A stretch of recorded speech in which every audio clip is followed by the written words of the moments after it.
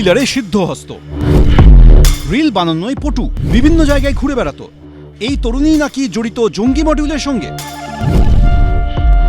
আগেই এসটিএফ এর জালে ধরা পড়েছে জঙ্গি, কয়েক ঘন্টার মধ্যে পাকড়াও হলো বান্ধবীও।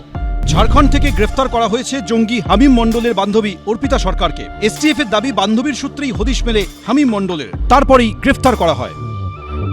সিনিয়র পলিটিশিয়ান আছেন হাওড়ার, ওনার ছেলেরকে হানি ট্র্যাপ করে এবং কিডন্যাপ করার একটা ছকের আছে, একটা প্ল্যানিং আছে। সাসপিশিয়াস অ্যাক্টিভিটি দেখলাম, সাহেবগঞ্জ থেকে একটা হ্যান্ডেল আছে, সে এর মধ্যে এঙ্গেজড আছে। তো সেই হ্যান্ডেল যে আছে তাকে আমরা ট্র্যাক করতে আরম্ভ করলাম। এই হ্যান্ডেলের অ্যাক্টিভিটির পরিপ্রেক্ষিতে আমরা দেখলাম কি তার অ্যাক্টিভিটি অনেক ক্লোজলি হচ্ছে। একটা ছেলে আছে, তার নাম আছে হামিম মন্ডল। সেই ছেলেটি হাওড়ার और পিলখানা থাকতো আগে। আমরা দেখলাম ইদানিং ও বর্ধমানে শিফট হয়েছে। বৃহস্পতিবার সকাল 7:30 নাগাদ হামিমকে ধরতে বর্ধমানের রেনেসা টাউনশিপে পৌঁছে গিয়েছিল পুলিশ। তারপর জিম থেকে ধরা হয় তাকে। আর শুক্রবার রাতে ঝাড়খণ্ডের সাহেবগঞ্জ থেকে গ্রেফতার করা হলো তার বান্ধবী অর্পিতা সরকারকে। কিন্তু হামিমের সঙ্গে অর্পিতার যোগসূত্র কোথায়? হামিমের সঙ্গে সোশ্যাল মিডিয়ায় যোগাযোগ হয় অর্পিতার। সোশ্যাল মিডিয়া মারফত যোগাযোগ রাখত দুজন। জানা গেছে অর্পিতার আত্মীয়ের বাড়ি রয়েছে বর্ধমানে। হামিমের সঙ্গে বেশ কয়েকবার দেখাও করেছে সে।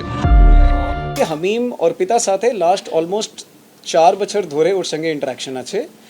আর মানে এটা ইনস্টাগ্রাম বেসড ইন্টারাকশন ছিল। তারপরে এরা দেখাও করতো, মানে একরকম অ্যাফেয়ারই বলা যায়। আর তার মধ্যেই আমরা দেখলাম কি লাস্ট কয়েক মাস ধরে হি ওয়াজ অলসো ইনফ্লুয়েন্স, মানে অর্পিতাকে ইনফ্লুয়েন্স করে কিছুটা এই গ্যাংয়ের অ্যাক্টিভিটিজ মধ্যেও ইনভলভ করার চেষ্টা করছিল। अगर बारे में भी पुलिस बोला कि नहीं ये लड़की सही नहीं है कि क्यों आप इसका साथ दोस्ती रखते हैं। এসটিএফ সূত্রে দাবি, হামিমের সঙ্গে যেমন পাকিস্তানি জঙ্গি গোষ্ঠী ও সে দেশের গুপ্তচর সংস্থা আইএসআই এর সঙ্গে সরাসরি যোগাযোগ ছিল, তেমনি জঙ্গি শাহজাদা ভাট্টি ও আইএসআই এর থেকেও অ্যাসাইনমেন্ট আসতো অর্পিতার কাছে, যা রীতিমতো মারাত্মক। এসটিএফ সূত্রে দাবি, বিভিন্ন সময় বিভিন্ন ব্যক্তিকে হানি ট্র্যাপের মাধ্যমে প্ররোচনা এবং কখনো কখনো তাদেরকে অপহরণের দায়িত্বও দেওয়া হতো অর্পিতাকে। সমস্ত জিনিসটা একটা একটা সিরিয়ালে চলে, যে একজন উপরে বসে আছে, সে ইজ দ্য ব্রেন, তারপরে তার শাখা প্রশাখা হ্যান্ডলার আছে, নানা রকমের সিক্রেট ডেস্টিনেশনস আছে, যন্ত্রপাতি আছে, সমস্ত কিছু এদেরকে ট্রেন করা হয়। এবং তার ফল হচ্ছে এই ধরা পড়লো, তার থেকে হয়তো কিছু লোক বেরোবে, কিন্তু ভেবো না যে this is the end all. ঘরে ঘরে এরকম থাকতে পারে। এদিন বর্ধমান আদালতে অর্পিতাকে তোলা হলে তাকে 13 দিনের পুলিশ হেফাজতের নির্দেশ দিয়েছেন বিচারক। ময়ূর ঠাকুর চক্রবর্তী, কমল কৃষ্ণ দে, সুকান্ত মুখোপাধ্যায়, এবিপি আনন্দ।